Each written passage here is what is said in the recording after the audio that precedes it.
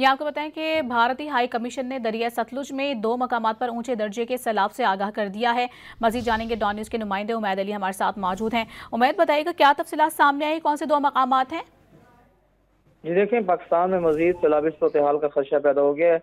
अभी इस वक्त भी जो है साउथ पंजाब पूरा सैलाब की लपेट में है। उसमें खासतौर पर मुल्तान में देखा जाए तो वहाँ पे जो है इस वक्त सैलाबी सूरत-ए-हाल है। ताहम भारत ने दरिया सतलुज में मजीद जो है पानी छोड़ दिया है। अभी वज़ारत आबी वसाइल की तरफ से आज जो है 7 सितंबर को मुतलका इदारों को हंगामी एक अलर्ट जो है जारी किया गया। भारतीय हाई कमीशन ने दरिया सतलुज में 2 मकामात पर ऊंचे दर्जे के सैलाब से आगाह किया है। वज़ारत आबी वसाइल के मुताबिक दरिया सतलुज में हरीके और फिरोजपुरा के मकाम पर इंतहाई ऊंचे दर्जे के सैलाब का खतरा है। और इस हवाले से जो वज़ारत आबी वसाइल ने जो मुतलका इदारे हैं, जो सूबाई महकमे हैं, उनको एक अलर्ट जारी कर दिया है। जी, हरीके और फिरोजपुर के मकाम पर इंतहाई ऊंचे दर्जे के सैलाब का खदशा जाहिर किया जा रहा है। भारतीय हाई कमीशन ने दरिया सतलुज में 2 मकामात पर ऊंचे दर्जे के सैलाब से आगाह कर दिया है। तफसीलात बता रहे थे उमैद, बहुत शुक्रिया आपका।